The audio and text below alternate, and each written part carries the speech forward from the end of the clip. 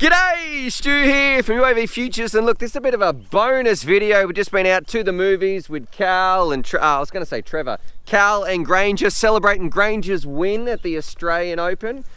Well, you got third place, mate. That's pretty bloody good. I would be still took home some serious prize money. So anyway, but what we're talking about, we just let these boys try some DJI digital FPV. We've been talking about Bytefrost, and they've been talking about Joshua Bardwell's video and seeing the recordings. I thought, well, rather than just have this here, I'll make this a video for you. I don't know if everybody will see it. Maybe it'll just be for you patrons out there, but regardless, here's a video kind of on our ramblings on DJI, Bytefrost, digital FPV, our hobby, where it's moving to, all that sort of stuff, why we're flying around. We'll throw some of their flights on in the background as well. So first things first.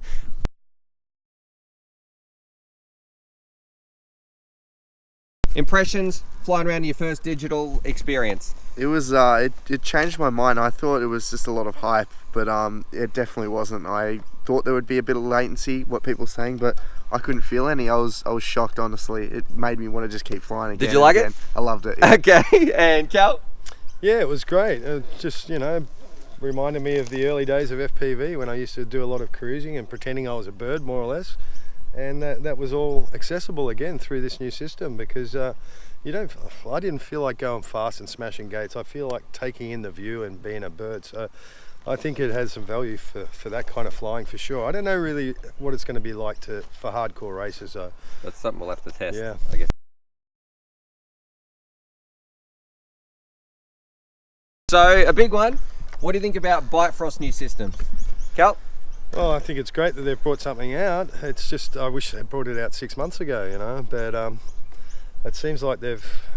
What do you think about the picture when we were watching Bardwell's video? I was pretty impressed with it, and I like the way it kind of faded out in an analog style, you know, with the, what would you call it, a bit of noise, a bit of breakup, which was really good. Which opposed to the strange blockiness and the focus part, yeah. From what I've experienced today, it's going to be hard for any company to level up with this new DJI system, I think. All right, Granger, what are your thoughts on Bytefrost?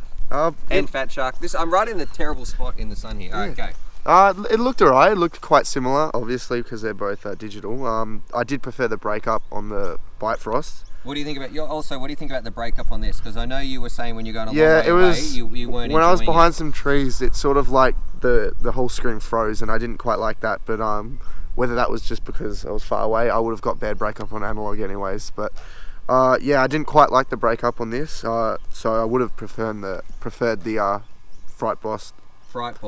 What? Bytefrost. Right.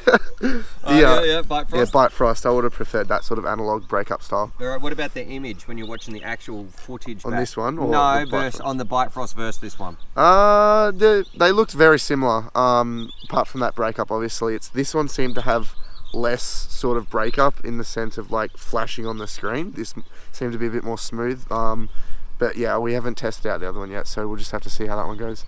And the fact that these are all in one solution that come with great looking goggles, that's got to be a real plus. What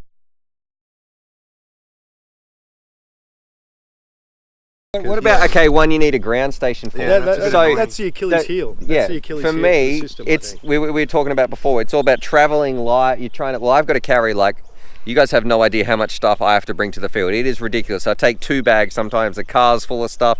It really is a lot to carry around. And even you like to carry as light as possible. I do think these goggles feel big. Like they take up a lot of space. But if you've got to carry a ground station and a screen, and it just, for me, it feels like, yeah, like a bit of a killer. I don't want to have an extra ground, a pole to put it on. Who knows, this might be the killer. If we end up with a big tumour in our head in 5 years' time, that might be the killer. That's another thing I want to discuss as well. So yeah, so then you're getting that to the ground station, and I feel like on a Bytefrost, it's just, I don't like the idea of carrying a ground station. What do you guys think? Yeah, well, I don't like it, but it sounds a bit safer, because from what I understand, this system transmits as well. Yep. So there's a lot of, you know, radio frequencies around your head and your brain. Well, I don't like that so much, but I hope DJI put the R&D into that, and those concerns were realised when they were designing it. So I don't know where I'll stand. Yeah, that's something I've been talking about as well on Discord. Yeah. Is this going to give us a tumour in the future? I almost want to write DJI. Do you guys want me to write DJI an email and say, what were the safety tests about the long-term effects of using these goggles all the time? I think everyone in FPV would like to know that because information. it's definitely pumping something out. Like and our normal Fat Shark ones, they're only receiving, so that's not affecting us at all. But this is actually sending out information to the drone or to the radio. Yeah. And what does that actually mean for our next to our head, next to our big bucket of water? I want to take it off. Next to well, you're young. Cal can wear them. So maybe there is something to be said for having a ground station. At least you're not going to face that problem. But you know, who wants the inconvenience? I don't want to carry a ground station around in my backpack. What about the option if you could have these that just had a little cord you could sit on top of your hat that then had your antennas up here? Would you wear that? I would wear that. I'd look stupid, but you look like a Teletubby, but why not? Okay. I would do that. All right. What about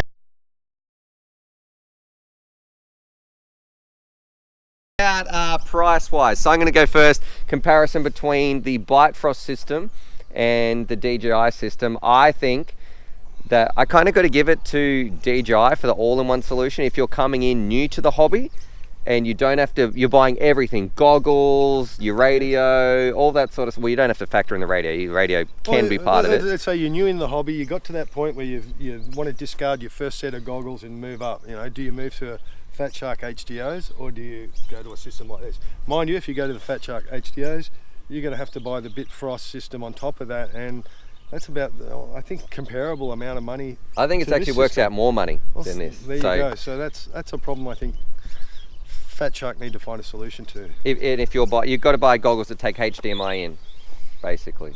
What about you, Granger? Any thoughts on that? Oh, yeah, exactly. Well, they're both really expensive anyways, so, I mean, if you've got a bit of money to spend on FPV... Well, you just want all that prize money, mate. You should be shelling out for something. Yeah, I don't know. I'd probably wait till they get a bit cheaper, because right now they are pretty expensive, both of them. And I think it will factor into the industry too, whether DJI decides to follow up with this product. They mightn't like the FPV industry. They might not make enough money. Yeah, they might not make enough money, and that might scare them away. Otherwise, they might decide to double down and come out with a better product next year. Who knows? And that's their model, right? Every 12 months or something like that. Seems to be with Mavics and Phantoms. Any big tech companies, that's the model these days. So we'll find out in a year or two if they decide to bring another product to market or just try to back away from it. And then we'll know what's going to happen in the industry, I think. All right.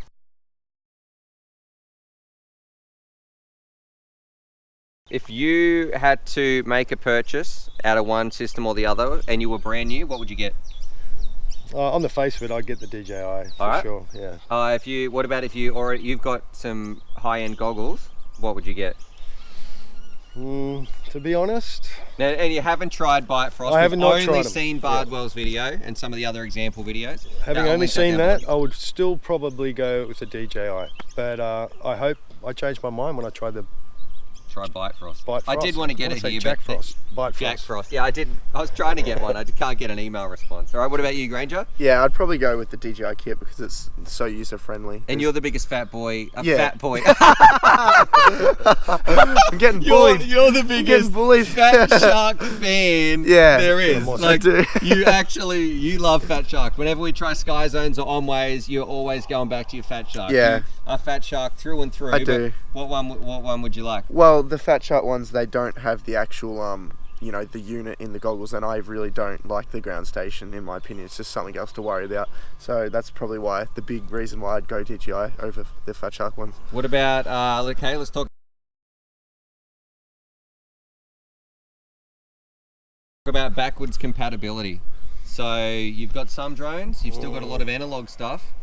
Are you just going to get this, which really only works with with it, unless you can run an AV in, but it's got some stupid bits on the top and it's got your brightness, and that part is dumb. You can do some mods to it, but natively it's not really made for receiving analog. What do you think about that? I think that's where Fat Shark's kind of at an advantage if you want to keep a mix of both digital and analog. Yeah, I don't know if I'd swap out all my old quads or anything. I'd probably just build new quads, and they'd be specialised quads. They'd be stuff for long distance, for exploring, not for ripping the track. Not at this stage, anyway.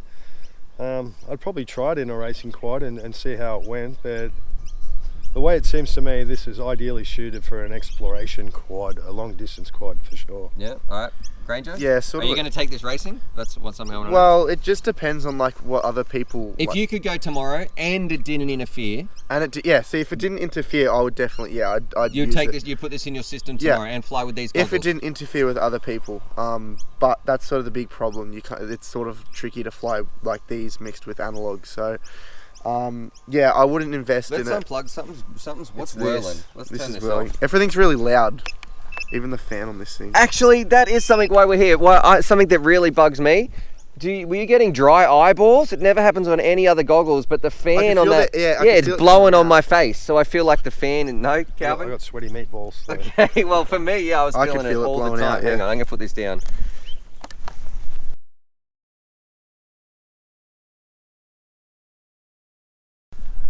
So, Stu, can I ask you a question? Yep, sure, go for it. We'll give the camera to Cal. Oh, yep. You've traditionally liked a small field of view. Yes. For ripping around the track, that helps you to focus on the gates and all of that. How do you think this is going to go on a track when you're trying to really rip? Do you think that's going to be problematic? I think it is something that I would get used to. So because you are focused in the middle, and I have it on that focus mode where I'm really only, I think, looking at the square in the middle. I'm not really taking in the outsides. And the problem with big field of views on other ones, I always felt you were moving your eyes around an awful lot, but also it was just bigger blocks. I didn't feel like the image was that much clearer. Whereas this, you've got a big screen, but you've also got that super fine detail that you can focus in on. And I think at the moment I would still get faster laps on my smaller sky zones. But if I put the time in, I think this would be something that I could get used to. Because that's just my experience with goggles. And I know a lot of people fly around with big HD V2s or something, so maybe they could get used to this as well. But yeah, I think what you'd make up for it is the detail that you can see. You can see other pilots, you can see guide wires on the gates, you can see the tiny ghost branches. I think those parts is where you get an advantage using this. So how is this going to fit into racing? Are they going to have DJI racing events only? I reckon that's the way they're going to have to do it. I reckon they will. Yeah, they just get 8 pilots at once or 7 pilots at once. So which is something that how many were at the races that you went to at a time? There was 6 at a time. 6 at a time. Yeah. So how was your video? It was average. Okay. Yeah. It wasn't bad. You could fly through it. But yeah, no, it'd be better if we get 6 of these up. But my only worry too is if this becomes the norm, it's going to be a little harder for people to get into the hobby when they think that's what they need to enjoy the hobby. Yeah, if I need to go to the races to fly at the club, I need to drop $1,000. Yeah. That's definitely not accessible to everyone. It's a lot more money.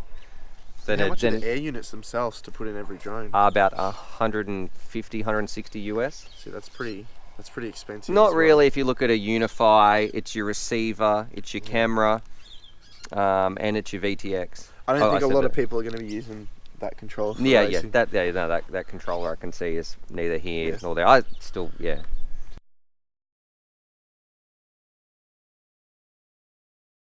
right, now this one is a big one between the two. We got open source for the Bytefrost, closed source, and also Fat Shark is supporting camera manufacturers, like you can use your run cams, I think, and some of the other companies out there, so you can use some of the cameras that it's got.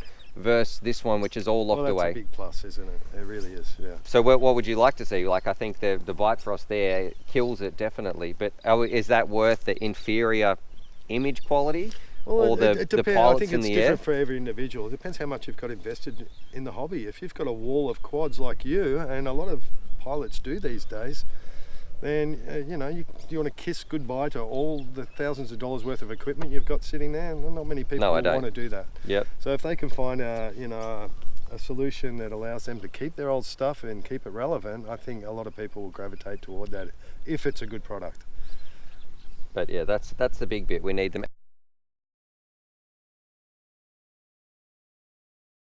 Okay, and what about moving on that? What do you think the future holds for Bytefrost and for these other companies versus DJI? Let's make some predictions. What do you think? Where do you think the market will go, and what do you think will happen?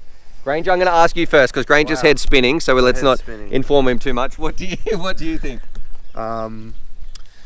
What, as in? Where's the hobby going to be in 12 months' time? What's going to be happening? What are you flying at the races? I don't think anytime soon we're going to be using DJI. I reckon in the next 2 years maybe. That's just because people are so heavily invested in analog. I just don't think that they're going to switch over to digital just yet, because the analog works just fine as well.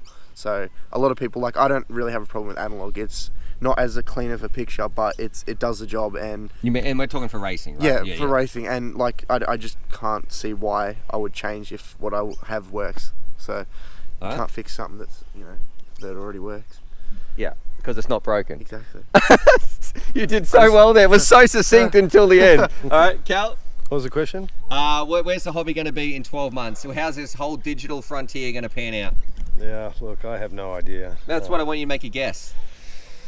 What do you hope happens, and what do you think? What's your guess that where you're putting your money?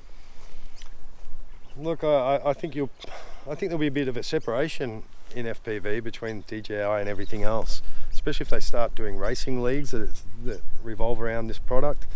So, and I think that will probably happen because it is such a great and innovative product. But it's sad to see kind of one company dominating all of that. So, I think a lot of FPV pilots kind of realise that. And to an extent, it depends on what kind of investment companies like Fat Shark continue to put into this stuff.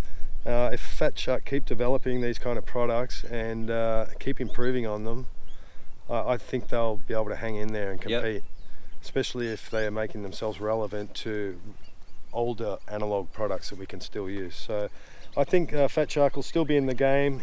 I think DJI might have a little part of the industry. And that, like I said, I think leagues will start up around this product. But to what extent, I have no idea. The only thing that's sort of encouraging, because I don't want to see this product dominate the entire FPV scene. So one thing... Why?